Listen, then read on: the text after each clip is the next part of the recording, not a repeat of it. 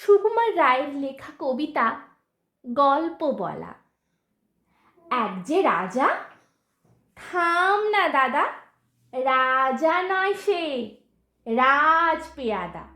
তার যে মাতুল, মাতুল কি সে সবাই জানে, সে তার পিসে। তার ছিল এক ছাগল ছানা, ছাগলের কি গজায় ডানা।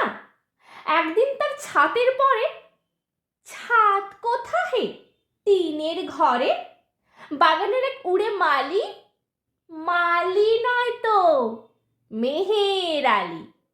মনের সাধে গাইছে বেহাগ, বেহাগ তো নয় বসন্ত রাগ। থও না বাপু খেঁচা খেচি, আচ্ছা বলো, চুপ করেছি।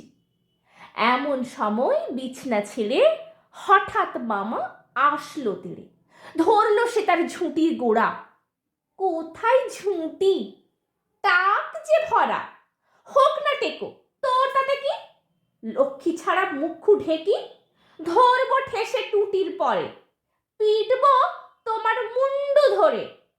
কথার উপর কেবল কথা, এখন বাপু পালাও কোথা।